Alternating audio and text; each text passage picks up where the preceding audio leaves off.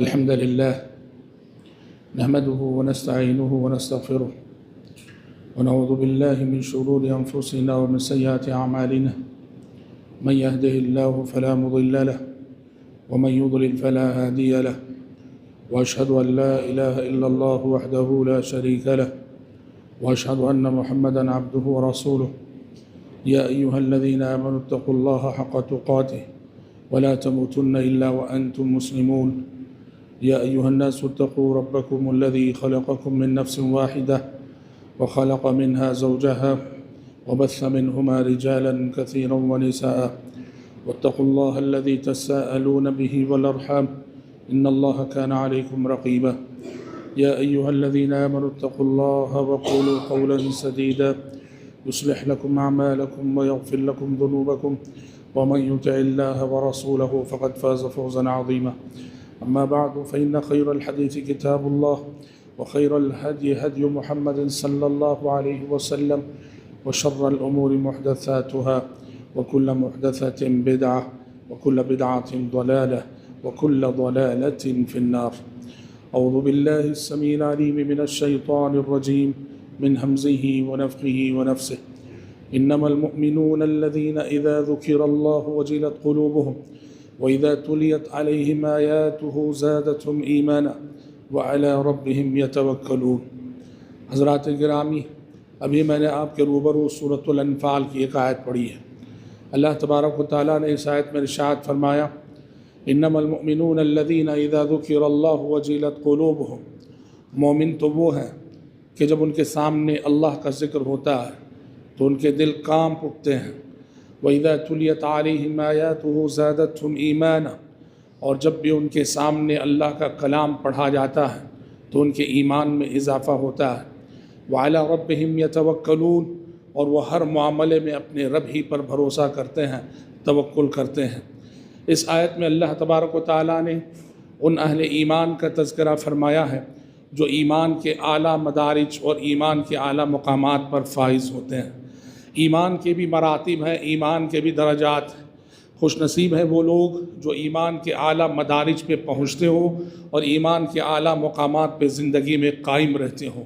بھائیو، دنیا میں ایمان کا ایک مقام وہ ہے جہاں آدمی کو اپنے ایمان میں، اپنی بندگی میں، اپنی عبادت میں ایک قسم کی لذت کا احساس ہوتا ہے. جیسے دنیا میں اور ساری لذتیں ہیں، کھانے کی لذت ہے، پینے کی لذت ہے، اچھا سننے کی لذت ہے، اچھا سونگھنے کی لذت ہے. دنیا میں لذتیں بہت ہیں. ان میں سب سے بڑی لذت اگر کوئی ہے وہ ایمان کی لذت ہے، عبادت کی لذت ہے، بندگی کی لذت ہے، جس کو احادیث میں حلاوت ایمان سے تعبیر کیا گیا ہے. یاد رکھنا، ایمان کا بھی ایک مزہ ہوتا ہے، ایمان کی بھی ایک مٹھاس ہوتی ہے، ایمان کی بھی ایک حلاوت ہوتی ہے، ایمان کی بھی ایک چاشنی ہوتی ہے. سچا مومن وہ ہے جو ایمان کے اس مقام پہ فائز ہو جو اپنے دل میں ایمان کی اس مٹھاس کو محسوس کرے، اللہ پر ایمان رکھتے ہوئے اپنی زندگی میں ایمان کی اس لذت کا ادراک کرے، احساس کرے. آپ صلی اللہ علیہ وسلم نے فرمایا ذاق طعم الایمان من رضی باللہ ربہ وبالاسلام دینہ وبمحمد نبی ورسولہ. ایمان کا مزہ چکھ لیا وہ شخص جو راضی ہو گیا اللہ سے رب ہونے کے اعتبار سے، راضی ہو گیا محمد صلی اللہ علیہ وسلم سے نبی اور رسول ہونے کے اعتبار سے، راضی ہو گیا اسلام سے. آپ صلی اللہ علیہ وسلم نے ایک دوسری حدیث میں ارشاد فرمایا ثلاث من کن فیہ وجد بہن حلاوت الایمان. 3 باتیں ایسی ہیں کہ جس کے اندر بھی یہ 3 باتیں پائی جائیں گی وہ ایمان کی حلاوت، ایمان کی چاشنی اور ایمان کی مٹھاس کو محسوس کر لے گا.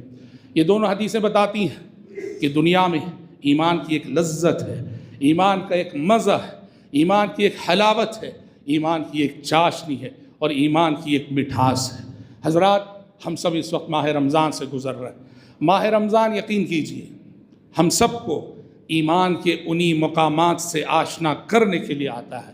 ماہ رمضان کی عبادتیں، ماہ رمضان کی ریاضتیں ہمیں اس مقام تک لے جاتی ہیں جہاں ہمیں ہماری بندگی میں، ہماری عبادت میں، ہمارے ایمان میں اس مٹھاس کا احساس ہوتا ہے یا ہونا چاہیے، اس لذت کا احساس ہوتا ہے یا یوں کہیے کہ ہونا چاہیے. ماہ رمضان کی عبادتیں اللہ سے ہمیں قریب کرتی ہیں، ماہ رمضان کی عبادتیں اللہ سے ہمارے تعلق کو مضبوط سے مضبوط تر اور مستحکم سے مستحکم تر کرتی ہیں۔ غور کریں تو رمضان ان عبادتوں پر مشتمل ہے جو عبادتیں بندے کے تعلق کو رب سے بہت مضبوط کرتی ہیں۔ آپ نبی کی زندگی پڑھیں، نبی کریم صلی اللہ علیہ وسلم کی حیات طیبہ پڑھیں تو آپ کو پتہ چلے گا جب پیارے نبی صلی اللہ علیہ وسلم کے سر پہ تاج نبوت رکھا گیا، آپ نبی بنائے گئے، اقرأ باسم ربک الذی خلق کی وحی آپ کے پاس آئی، اور اس کے بعد جب آپ کو آپ کا مشن بتایا گیا کہ آپ کا مشن کیا ہے، کہا کہ آپ کا مشن انذار ہے، یا ایھا المدثر قم فانذر، انذار اے چادر لپیٹنے والے، اے کپڑا لپیٹنے والے پیغمبر اٹھیے اور دنیا کو ڈرائیے۔ آپ انذار کیا ہے؟ یہ وہی ہے جسے ہم دعوت کہتے ہیں، جسے ہم تبلیغ کہتے ہیں، جسے ہم اصلاح و ارشاد کہتے ہیں، لوگوں کی رہنمائی، لوگوں کی رہبری۔ یہ اتنا مشکل کام ہے، یہ کوئی آسان کام نہیں ہے، اس کے لیے بڑی تیاری کی ضرورت ہوتی ہے، اللہ سے مضبوط تعلق کی ضرورت ہوتی ہے۔ تو سورہ مدثر میں جب آپ صلی اللہ علیہ وسلم کو آپ کی ڈیوٹی بتائی گئی کہ آپ کی ڈیوٹی انذار ہے، دعوت ہے، تبلیغ ہے، اصلاح ہے، ارشاد ہے، تو اللہ نے اس کے لیے تیاری بھی آپ سے کروائی، کہا کہ اے پیغمبر یہ انذار، یہ دعوت، یہ تبلیغ، یہ اصلاح، یہ ارشاد، یہ لوگوں کی رہنمائی کا کام آسان کام نہیں، اس کے لیے رب سے مضبوط تعلق ہونا ضروری ہے۔ چنانچہ اس تعلق کو پیدا کرنے کے لیے سورۃ المزمل اللہ نے نازل کی، اور سورۃ المزمل میں پیارے نبی کو 3 بنیادی تعلیمات دی گئی۔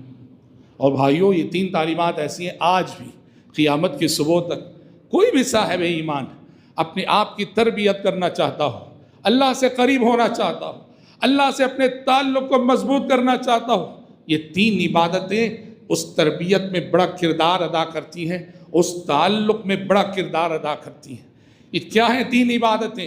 اللہ نے کہا یا ایھا المزمل، اے کملی والے، چونکہ آپ صلی اللہ علیہ وسلم غار حرا سے جب لوٹے ڈرے ہوئے، سہمے ہوئے، تو کہا تھا زملونی زملونی، مجھے چادر اڑا کے سلا دو، مجھے چادر اڑا کے سلا دو۔ اللہ نے اسی لفظ سے آپ سے مخاطب کیا، کہا کہ یا ایھا المزمل، اے کملی والے پیغمبر، اے کپڑا لپیٹنے والے پیغمبر، اٹھیے، قم اللیل الا قلیلا۔ یہ پہلی تعلیم جو آپ کو دی گئی، قیام اللیل، جسے ہم نماز تہجد کہتے ہیں۔ اللہ نے کہا کہ اب آپ کے آرام کا وقت نہیں ہے، اب تو آپ کو محنت کرنا ہے، اللہ سے قریب ہونا ہے، اللہ سے تعلق کو مضبوط کرنا ہے، اور اس تعلق کی مضبوطی کے لیے سب سے پہلی تعلیم جو دی گئی نماز تہجد کی دی گئی۔ کہا گیا رات بھر نماز پڑھیے، آدھی رات نماز پڑھیے، کبھی آدھی رات سے کم کیجیے، کبھی آدھی رات سے زیادہ کیجیے، بہرحال رات کی نماز پڑھیے۔ یہی نماز ہے جسے ہم ماہ رمضان میں تراویح کے نام سے، تراویح کی اصطلاح سے یاد کرتے ہیں۔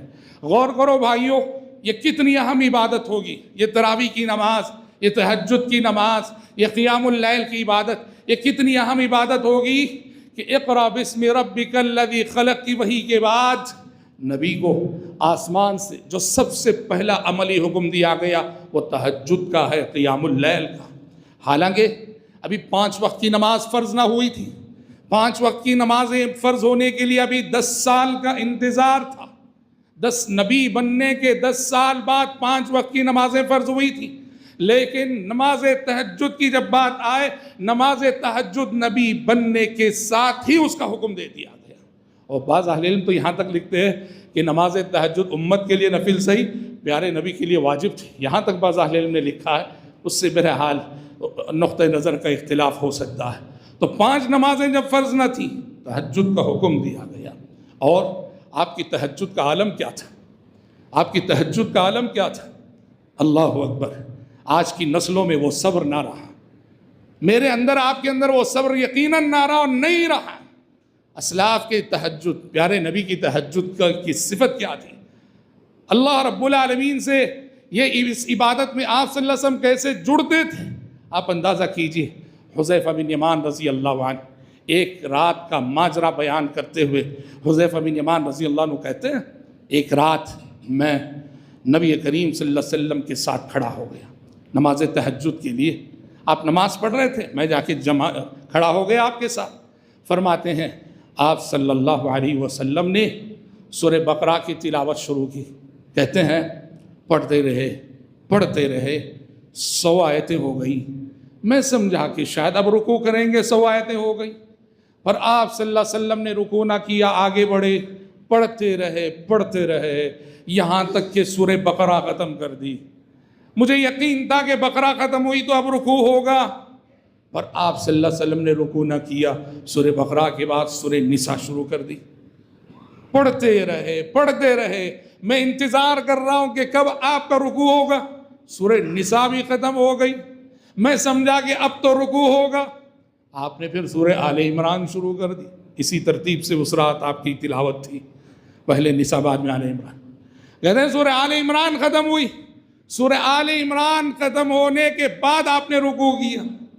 اللہ اکبر، بقرہ، نساء، آل عمران۔ آج اجزاء کی ترتیب دیکھو، 5.25 پارے، 5.25 پارے۔ اچھا تلاوت بھی کیسی بھائی؟ ہاں، ایک رکعت کی مقدار ہے تلاوت 5.25 پارے، اسے کہتے ہیں بندگی۔ اللہ اکبر۔ اور تلاوت بھی کیسی؟ اللہ اکبر۔ فرماتے ہیں حذیفہ بن یمان رضی اللہ عنہ، ان 5.25 پاروں کی تلاوت کے درمیان آیات کے معنی اور مفاہیم کے مطابق رک کر نبی دعائیں کر رہے تھے۔ سنن و نوافل میں یاد رکھنا، سنت ہے، مستحب ہے، اجازت ہے کہ آپ درمیان تلاوت دعا کر سکتے ہیں آیات کی۔ فرض کرو جنت کا تذکرہ، جنت کی آیتوں سے گزر رہے ہیں، سنن و نوافل میں اجازت ہے آپ نماز کی حالت ہی میں کہیں تلاوت کے درمیان اللہم انی اسألک الجنہ، اللہم انی اسألک الجنہ۔ جہنم کی آیتوں سے گزر رہے ہیں، آپ کو اجازت ہے آپ نماز کے دوران دعا کر سکتے ہیں اللہم اجرنی من النار، اللہم اجرنی من النار۔ آپ فرض کرو سورہ نساء کی آیت سے گزرے واسألوا اللہ من فضلہ، اللہ سے اس کا فضل مانگو، آپ کو اجازت ہے آپ دعا کر سکتے ہیں حالت قیام میں اللہم انی اسألک من فضلک۔ کہتے ہیں 5.25 پارے نبی نے پڑھے اس صفت کے ساتھ کہ درمیان میں رک کر آپ دعائیں کر رہے تھے۔ اچھا فرماتے ہیں اس کے بعد آپ نے رکوع کیا، کہتے ہیں فَكَانَ رُكُوعُهُ قَرِيبًا مِّن قِيَامِهِ، آپ رکوع میں جو گئے اتنا لمبا رکوع کیا کہ رکوع تقریباً آپ کے قیام کے برابر تھا۔ رکوع آپ کے، صحیح مسلم کی حدیث ہے، رکوع آپ کے قیام کے برابر تھا۔ سوچو کہ کتنی مرتبہ اللہ کی تسبیح نہیں پڑھی ہوگی آپ نے۔ رکوع سجود میں سبحان ربی العظیم اور سبحان ربی الاعلیٰ کے علاوہ بہت ساری دعائیں حدیثوں سے ثابت ہیں۔ ایسے لمبے رکوع اور لمبے سجود میں یقیناً پیارے نبی صلی اللہ علیہ وسلم سبحان ربی العظیم اور سبحان ربی الاعلیٰ کے علاوہ یہ اور ساری دعائیں بھی یقیناً پڑھتے رہتے تھے۔ ہمارا مسئلہ یہ، ہماری عبادت عادت بن گئی، ہمارے سجدے اور رکوع کی ایک لمٹ ہے، وہ وقت گزرتے ہی ہم اٹھے خود بخود اٹھ جاتے ہیں، ارادہ کرنے کی بھی ضرورت نہیں، ہمارا سر خود بخود اٹھ جاتا ہے، ہماری عبادت عادت بن گئی ہے۔ نبی کریم صلی اللہ علیہ وسلم کی ایک رکعت کی یہ صفت حضرت، اچھا دیکھیے اس کا یہ مطلب نہیں کہ 8 رکعت اس رات پیارے نبی نے اسی صفت سے پڑھی تھی، یہ بات نہیں، کیونکہ منکرین حدیث نے اس حدیث پہ اعتراض کیا، کیا کہا کہ اگر 1 رکعت ایسی تو 8 رکعت کے لیے کتنا ٹائم چاہیے اور یہ ناممکن ہے۔ حدیث میں کہیں یہ نہیں ہے کہ 8 رکعت بھی اس صفت سے پڑھی گئی تھی، حدیث میں یہ ہے وہ 1 رکعت کی صفت بیان کر رہے ہیں حذیفہ بن یمان رضی اللہ عنہ کہ وہ 1 رکعت پیارے نبی نے اس صفت سے پڑھی تھی۔ تو یاد رکھنا یہ لذت بندگی ہے، یہ لذت عبادت ہے، یہ حلاوت ایمانی ہے۔ انسان کو جب اس کا ادراک ہو جاتا ہے، اس کا احساس ہو جاتا ہے، تو پھر جو تکلیفیں ہیں ان تکلیفوں پر یہ لذت غالب آتی ہے اور اللہ کی بندگی کے راستے میں وہ بڑی بڑی مشقتوں کو برداشت کرنے لگتا ہے۔ یہ تعلق باللہ کے لیے پہلی تعلیم جو سورہ مزمل میں دی گئی، قیام اللیل، نماز تہجد، تراویح جسے کہتے ہیں۔ دوسری تعلیم دی گئی تعلق باللہ کے لیے، جو بھی اللہ سے قریب ہونا چاہتا ہے اس کے لیے دوسرا اسٹیپ ہے کہیے، دوسرا ذریعہ ہے کہیے، دوسرا وسیلہ ہے کہیے، وہ ہے قرآن سے تعلق۔ چنانچہ کہا گیا وَرَتِّلِ الْقُرْآنَ تَرْتِيلًا، اے پیغمبر ٹہر ٹہر کر قرآن پڑھی۔ قرآن رب کا کلام ہے۔ علماء سلف میں سے کسی نے کہا کہ جب بھی مجھے اللہ کی بات سننے کا من کرتا ہے تو قرآن پڑھنے لگتا ہو، اور جب اپنی بات اللہ کو سنانے کا من کرتا ہے تو نماز پڑھنے لگتا ہوں۔ قرآن اور نماز یہ دو عبادتیں ایسی ہیں جو بندے کو رب سے اور رب کو بندے سے ہم کلام کرنے والی عبادت ہے۔ اسی لیے آپ صلی اللہ علیہ وسلم نے قرآن پڑھنے پہ ابھارا، اور اللہ نے یاد رکھیے یہ جو انسانی دل ہے نا، انسانی دل کے چین، سکون، راحت، اطمینان کے سارے سامان کو اللہ نے اس کتاب کے اندر رکھ دیا۔ جو اس سے جڑ جائے گا، اللہ کے کلام سے جڑ جائے گا، وہ زندگی کے کسی بھی مرحلے میں وہ ہمت نہیں ہارے گا، وہ پست نہیں ہوگا، اور وہ ہزار مصائب و آلام میں گر کر بھی مطمئن رہے گا، ثابت قدم رہے گا۔ حیرت انگیز کتاب ہے قرآن۔ پیارے نبی دعوتی زندگی میں زخم پر زخم کھائے جاتے تھے، دکھی ہوتے تھے، غمزدہ ہوتے تھے، آسمان سے فوراً جبریل امین تشریف لاتے، قرآن کی وحی لے کر آتے، اور قرآن کی وحی کیا سنتے آپ صلی اللہ علیہ وسلم؟ یہ وحی آپ کے سارے زخموں کا مرہم بن جایا کرتی تھی، آپ کا ہر زخم قرآن کی وحی سے مندمل ہو جایا کرتا تھا۔ تو بھائیو، تعلق باللہ، اللہ سے قریب ہونے اور اللہ سے جڑنے کا دوسرا بڑا ذریعہ قرآن سے تعلق ہے۔ قرآن سے جڑ جاؤ۔ یہ شہر القرآن ہے، یہ قرآن کا مہینہ، یہ قرآن سے جوڑنے کے لیے ہمیں آتا ہے۔ اس مہینے میں بھی جو قرآن سے دور ہوں بدنصیب ہے وہ۔ اور یاد رکھو، قرآن سے یہ جو تعلق ہے بنیادی طور پر سب سے پہلے تلاوت کے اعتبار سے قرآن ہمیں خود پڑھنا چاہیے۔ جنہیں نہیں آتا ہے وہ پڑھیں، سیکھیں، پڑھیں۔ آپ نے فرمایا اقرأوا القرآن فإنه يأتي يوم القيامة شفيعا لأصحابه۔ کہا کہ قرآن پڑھا کرو کہ قرآن اپنے پڑھنے والوں کے حق میں روز قیامت سفارشی بن کر آئے گا۔ پھر آپ نے کہا اقرأوا الزہراوین، آپ نے خاص طور پر سورہ بقرہ اور آل عمران کا تذکرہ کرتے ہوئے کہا ان دو روشن سورتوں کو پڑھا کرو۔ فإنهما تأتيان يوم القيامة كأنهما غمامتان أو غيايتان أو كأنهما فرقان من طير صواف تحاجان عن أصحابهما۔ یہ دو صورتیں سورہ بقرہ اور آل عمران دو سائبانوں کی شکل میں آئیں گی، دو بادلوں کی شکل میں آئیں گی، اپنے پڑھنے والے کو حشر کے میدان میں سایہ دیں گے، یا صف بستہ پرندوں کے دو جھنڈ کی شکل میں آئیں گے، اور اللہ رب العالمین سے کے پاس اپنے پڑھنے والوں کے حق میں حجت قائم کریں گی یہ دو صورتیں۔ تو قرآن سے ہمارا تعلق ایک تو تلاوت کا، اور جیسے قرآن پڑھنا باعث اجر و ثواب ہے، ویسے یاد رکھنا قرآن سننا بھی باعث اجر و ثواب ہے۔ جو ہمارے بھائی کسی وجہ سے قرآن پڑھنا نہیں سیکھے ہو، اور ابھی سیکھنا دشوار ہو، عمر کے اس مرحلے میں پہنچ گئے، سننے کی عبادت کرو۔ قرآن سننا بھی عبادت ہے۔ آج سوشل میڈیا کا زمانہ ہے، دنیا کے ہر اچھے قاری اور ائمہ حرمین کی اچھی اچھی تلاوتیں ہر جگہ دستیاب ہیں۔ قرآن سنو، قرآن کا سننا بھی باعث اجر و ثواب ہے۔ جس نبی پہ آسمان سے قرآن نازل ہوا وہ نبی بھی قرآن سننے کو پسند کرتے تھے۔ ابن مسعود سے کہا ابن مسعود قرآن سناؤ۔ ابن مسعود رضی اللہ عنہ کہتے ہیں میں قرآن سنانے لگا، سورہ نساء پڑھنے لگا، پیارے نبی سننے لگے، یہاں تک کہ پڑھتے پڑھتے سورہ نساء کی ایک آیت پہ پہنچا فَكَيْفَ إِذَا جِئْنَا مِن كُلِّ أُمَّةٍ بِشَهِيدٍ وَجِئْنَا بِكَ عَلَىٰ هَؤُلَاءِ شَهِيدًا۔ اس وقت کیا عالم ہوگا جب ہم ہر امت سے حشر کے میدان میں ایک گواہ کو اٹھا کھڑا کریں گے، اور اے محمد آپ کو اس امت میں گواہ بنا کے لائیں گے۔ ابن مسعود کہتے ہیں اس آیت پہ جب پہنچا آپ نے کہا حسبک حسبک۔ ابن مسعود رک جاؤ، ٹھہر جاؤ۔ ابن مسعود کہتے ہیں میں نے تلاوت رکائی اور چہرہ اٹھا کے دیکھا، کیا دیکھتا ہوں؟ آپ کی آنکھوں سے زار و قطار آنسو جاری ہیں، حشر کی عدالت کے اس مقام کا تصور کر کے جو مقام شہادت ہے، جب اللہ کے نبی کو اللہ بہی سے گواہ اس امت کے لیے اٹھا کھڑا کرے گا، اس مقام کی عظمت کے تصور سے پیارے نبی آپ دیدہ ہیں، روئے جا رہے ہیں۔ آپ اپنے صحابہ سے قرآن، ابی بن کعب سے کہا ابی رب نے حکم دیا ہے کہ تم سے قرآن سن۔ ابی بن کعب نے کہا اللہ کے نبی کیا اللہ نے میرا نام لیا؟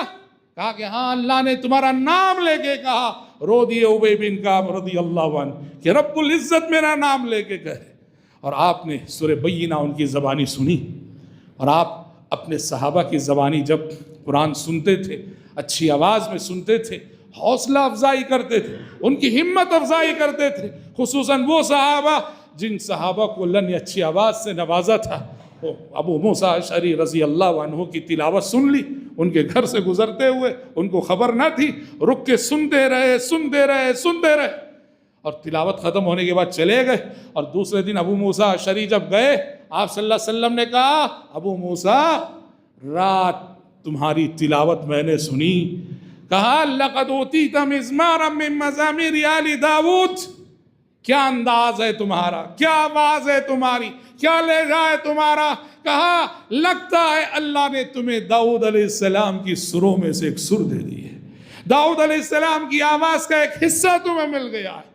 ابو موسیٰ اشعری کو اتنی خوشی ہوئی رضی اللہ، اس بات کو سن کے تو کہنے لگے، اللہ کے نبی آپ سن رہے تھے کیا رات کو؟ کہا کہ ہاں سن رہا تھا۔ کہا اے اللہ کے نبی اگر مجھے معلوم ہوتا کہ آپ سن رہے لحبرتہ لک تحبیرا، اور زبردست انداز میں پڑھا ہوتا میں، اگر مجھے معلوم ہوتا کہ آپ سن رہے، تاکہ نبی کی دعا لے سکیں۔ یہ ریاکاری نہیں، نبی کی دعا لینے کے لیے، سمجھ رہے؟ ہاں، نبی کو خوش کر کے نبی کی دعا لینا سعادت کا مقام ہے۔ کہا مجھے معلوم ہوتا کہ آپ سن رہے تو اور زبردست انداز میں پڑھتا۔ اور اچھے انداز میں قرآن پڑھنے والے کو آپ نے بشارت سنائی، الماہر بالقرآن مع السفرۃ الکرام البررہ، مہارت کے ساتھ قرآن پڑھنے والا وہ فرشتوں کی صحبت اسے نصیب ہوگی، فرشتوں کی رفاقت نصیب ہوگی، ان فرشتوں کی صحبت جو اللہ اور رسولوں کے درمیان سفیر رہے، ان فرشتوں کی صحبت نصیب ہوگی۔ تو قرآن سے تعلق کا دوسرا پیمانہ، دوسرا معیار قرآن سننا، اور قرآن پڑھنے اور سننے کے بعد بھائیوں ہم میں سے ہر شخص کے لیے ضروری ہے قرآن حفظ کرنا۔ ہاں، پورے قرآن کا حفظ سب کے لیے دشوار ہوگا، جتنا یاد کر سکتے ہو۔ میں کہتا ہوں کہ ہم میں سے ہر شخص کو کم سے کم وہ آیتیں اور وہ چھوٹی چھوٹی سورتیں جو عام طور پہ مغرب عشاء میں پڑھی جاتی ہیں نا، وہ آیتیں، وہ چھوٹی سورتیں ہم میں سے ہر شخص کو یاد کرنے کی کوشش کرنی چاہیے۔ سمجھ رہے؟ سورۃ الحشر کا آخری رکوع ہے مثلا، آیت الکرسی ہے مثلا، آمن الرسول ہے سورۃ البقرہ کی آخری آیت ہے مثلا، ہاں، پارہ ام کی چھوٹی چھوٹی سورتیں ہیں، حفظ کرنا چاہیے۔ یہ حفظ بھی اس لیے کہ جس سینے میں قرآن محفوظ ہو، بڑا مبارک ہوتا ہے وہ سینہ۔ پیارے نبی نے کہا دجال کا فتنہ کتنا بڑا فتنہ، آپ نے کہا کہ مجھ سے پہلے گزرے ہر نبی نے اس فتنے سے اپنی امت کو ڈرایا، لیکن اللہ اکبر، آپ نے کہا اس فتنے سے بچنا ہو تو آسان نسخہ بتایا، قرآن کی 10 آیتیں حفظ کرنا۔ 10 آیتیں حفظ، پڑھنا نہیں، حفظ کرنا۔ کون سی؟ سورہ کہف کی ابتدائی 10 آیت۔ کہا جو سورہ کہف کی ابتدائی 10 آیتیں حفظ کر لے وہ دجال کے فتنے سے بچا لیا جائے گا، دجال کے فتنے سے محفوظ رہے۔ تو قرآن پڑھنا، قرآن سننا اور قرآن حفظ کرنا، یہ تینوں طرح کا تعلق ہم میں سے ہر شخص کا اللہ کی کتاب قرآن سے ہونا چاہیے۔ سورۃ المزمل میں تربیت کے حوالے سے، تعلق باللہ کے حوالے سے، یہ دوسری تعلیم قرآن سے تعلق۔ تیسری تعلیم جو سورہ مزمل میں دی گئی اور جس سے ہر شخص اپنے رب سے اپنے تعلق کو مضبوط کرتا ہے، وہ ہے ذکر باری تعالی۔ چنانچہ اللہ نے کہا وَاذْكُرِ اسْمَ رَبِّكَ وَتَبَتَّلْ إِلَيْهِ تَبْتِيلًا، اے پیغمبر آپ اپنے رب کے نام کا ذکر کیجئے اور دنیا و ما فیہا سے بے نیاز ہو کے اللہ کی جانب ہو جائیے۔ ذکر باری تعالی، اللہ کے نام کا ذکر۔ ذکر بہت بڑی عبادت ہے، بڑی عبادت بھی اور آسان عبادت بھی، اس کا کوئی وقت نہیں، جب چاہے جہاں چاہے آپ کر سکتے ہیں۔ لا يزال لسانك رطبا من ذکر اللہ، ایک صحابی کو آپ نے نصیحت کرتے ہوئے کہا کہ تمہاری زبان ذکر الہی تر ہے، کثرت سے ذکر کرنا چاہیے، اور خاص کر وہ اذکار بھائیوں جو پڑھنے میں تو مختصر ہیں مگر جن کی فضیلت بہت آئی ہے، ان اذکار کا اہتمام کرو۔ خاص کر سبحان اللہ وبحمدہ سبحان اللہ العظیم، یا سبحان اللہ وبحمدہ عدد خلقہ ورضا نفسہ وزنۃ عرشہ ومداد کلماتہ، یا پھر یہ جو ذکر ہے سبحان اللہ والحمد للہ ولا الہ الا اللہ واللہ اکبر، یہ اتنا فضیلت والا ذکر ہے۔ 4 کلمات، سبحان اللہ والحمد للہ ولا الہ الا اللہ واللہ اکبر، بڑی فضیلت والا ذکر ہے۔ الباقیات الصالحات کی تفسیر اسے ذکر سے کی گئی. سورہ کہف میں جس الباقیات الصالحات کا ذکر ہے کہا اس سے مراد یہ ذکر ہے. پیارے نبی فرماتے ہیں ذکر کے بارے میں کہ یہ وہ ذکر ہے کہ خیر مما طلعت علیہ الشمس، دنیا وما فیہا سے بہتر ذکر ہے، بہت فضیلت والا ذکر ہے. ان اذکار کا اہتمام کرنا چاہیے. اسے دیکھو جو دل میں ہوتا ہے نا اس کی یاد زبان پہ آ ہی جاتی ہے. جو دل میں ہوتا ہے اس کا تذکرہ زبان پہ آ ہی جاتا ہے. دل میں اللہ سے اگر سچی محبت ہے اس محبت کا اظہار ذکر کی عبادت کی شکل میں ہونا چاہیے. یہ 3 عبادتیں جو سورہ مزمل میں آپ کو جن کا حکم دیا گیا اپنے تعلق کو رب سے مضبوط کرنے کے لیے، ماہ رمضان میں بھی یہ تینوں عبادتیں موجود ہیں. اس طرح گویا رمضان کا یہ مہینہ مجھے آپ کو رب سے اتنا قریب کرتا ہے ہمیں اس مقام پہ فائز کرتا ہے جہاں لذت بندگی کا احساس ہمیں. دنیا میں جیسے میں نے کہا لذتیں بہت ہیں، لیکن بہت سارے لوگ اس حقیقی لذت سے محروم ہیں. اسے علماء سلف کہتے تھے کم من الناس خرجوا من الدنیا وما ذاقوا ألذ ما فيها. کہتے تھے کتنے لوگ ہیں دنیا میں آئے اور دنیا سے چلے بھی گئے اور انہوں نے دنیا کی سب سے مزیدار چیز کا مزہ نہیں چکھا. اور کون سی چیز ہے؟ ایمان، عبادت، بندگی. کتنا مزہ ہے اس میں، کتنی لذت ہے اس میں. جانتے ہیں 2 صدی ہجری کے دو اہل علم جو اپنی جگہ بڑے عابد زاہد تھے، ان کے بارے میں آتا ہے حرم شریف میں بیٹھے ہیں مکہ مکرمہ میں، غربت کا یہ عالم، روکھی سوکھی روٹی ہے، کھانے کے لیے سالن بھی میسر نہیں، روکھی روٹی کو زمزم کے پانی میں بھگو کے کھا رہے ہیں. مگر اس غربت کے باوجود جس لذت بندگی کا احساس انہیں ہو رہا ہے اس کا اظہار وہ ان الفاظ میں کرتے ہیں. حرم شریف کے قریب ہی مکہ کے گورنر کا بنگلہ ہے، اس جانب اشارہ کر کے کہتے ہیں واللہ لو یعلم الملوک ما نحن فی لجادلونا علی ذلک بالسیوف. کہتے تھے اللہ کی قسم اس روکھی سوکھی روٹی کو کھاتے ہوئے بھی ہماری زندگیوں میں جو آرام، سکون، اطمینان کی دولت ہمیں ملی ہوئی ہے، اگر اس دولت کا احساس ان حکمرانوں کو ہو جائے وہ ہم سے اس دولت کو چھیننے کے لیے تلواروں سے لڑ پڑیں گے. اس لیے یاد رکھنا یہ دولت عبادت، دولت بندگی، دولت ایمان دنیا کی سب سے بڑی دولت اور دنیا کا سب سے بڑا خزانہ ہے. اور سب سے زیادہ سعید، سعادت مند، خوش نصیب وہ ہے جسے یہ دولت مل گئی.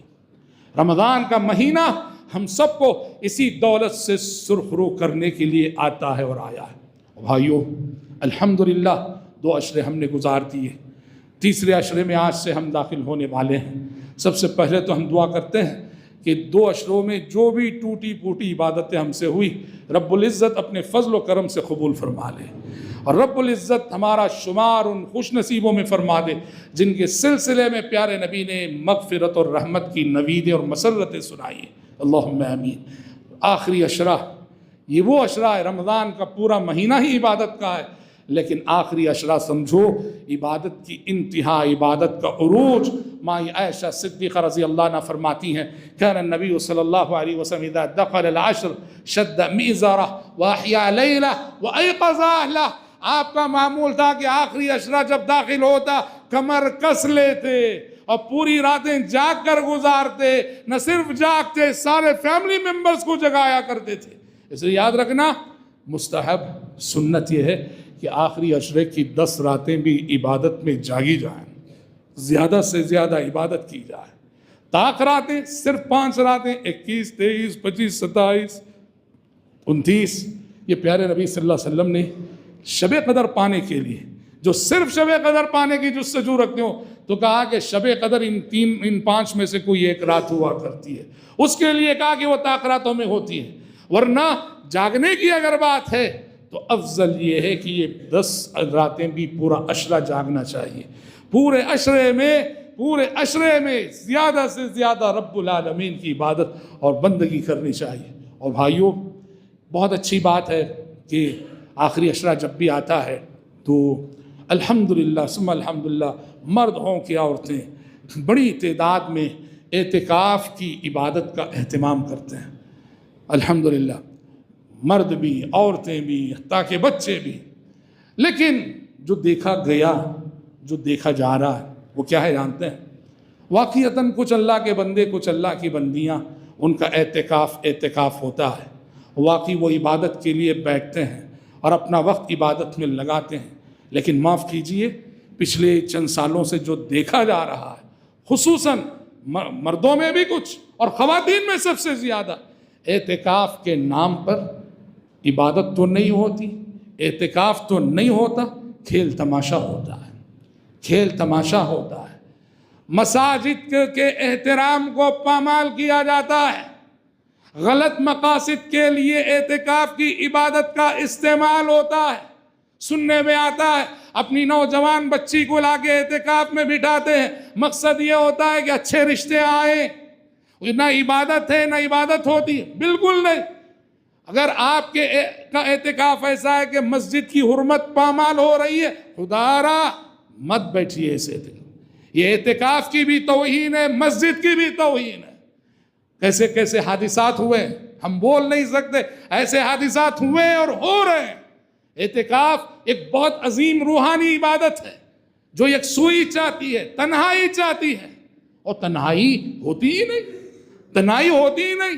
ایک اعتکاف میں بیٹھے تو ملنے والوں کا تانتا بندھا رہتا ہے، جیسے ہسپتال میں کسی پیشنٹ کی عیادت کے لیے جاتے ہیں، اعتکاف میں کیا بیٹھے، رشتہ داروں کا سلسلہ شروع ہوتا ہے۔ یہ سب اچھی بات نہیں۔ اعتکاف کی خصوصیت ہی ہے تنہائی، اور تنہائی کی عبادت اور یکسوئی۔ اس لیے اعتکاف میں صرف وہ بہنیں بیٹھے اور وہ بھائی بیٹھے جو واقعتاً عبادت کا شعور رکھتے اور عبادت کے جذبے سے بیٹھنا چاہتے ہوں۔ خامخواہ کی اعتکاف کے نام پہ مسجدوں کی بے حرمتی کرنا اور مسجد کے شاعر کا لحاظ نہ رکھنا، یہ اچھی بات نہیں ہے۔ اور الحمدللہ جو لوگ اس کا اہتمام کرتے ہیں اور واقعی عبادت کرتے ہیں، ہم دیکھتے ہیں اعتکاف کی عبادت ان کی زندگیوں میں ایک انقلابی عبادت ثابت ہوتی ہے۔ بہت سارے لوگ ہیں جن کی زندگیوں کو اعتکاف کی عبادت میں بدلا ہے۔ ایسا اعتکاف بہت اچھی بات ہے، ورنہ اعتکاف کے نام پر یہ کھیل تماشا خدا را مت کیجیے۔ خصوصاً خواتین سے ہم درخواست کرتے ہیں، خواتین میں اعتکاف وہ خواتین بیٹھے عمر رسیدہ بڑی عمر والی نوجوان لڑکیاں جو اعتکاف میں بیٹھتی ہیں تو بہت سارے مسائل ہوتے ہیں، بہت سارے فتنے ہوتے ہیں۔ آپ اپنے گھر ہی میں رہیے اور گھر ہی میں رہ کے زیادہ سے زیادہ رب العالمین کی عبادت کیجیے۔ بہرحال رب العزت سے ہم دعا کرتے ہیں کہ پروردگار عالم اس آخری عشرے کی ہم سب کو قدر کرنے کی توفیق عطا فرمائے۔ اللہ رب العزت لیلۃ القدر کی عبادتوں سے اللہ ہم سب کو مالا مال فرمائے۔ لیلۃ القدر کو پانے کی جستجو میں اللہ ہمیں کامیابی نصیب فرمائے۔ اللہ اس ماہ مبارک میں ہم سب کی مغفرت فرمائے اور اس کے فیضان رحمت میں اللہ ہم سب کو نہلا دے، اور رمضان ختم ہوتے ہوتے ہمارے نام اور ہمارا شمار اللہ کے نزدیک اس کے صالح متقی بندوں میں اللہ فرما دے۔ اللہم آمین۔ بارک اللہ لنا ولکم في القرآن العظيم، ونفعنا وإياكم بما فيه من الآيات وذكر الحكيم، إنه تعالى جواد كريم، ملك بر رؤوف رحيم رب حليم۔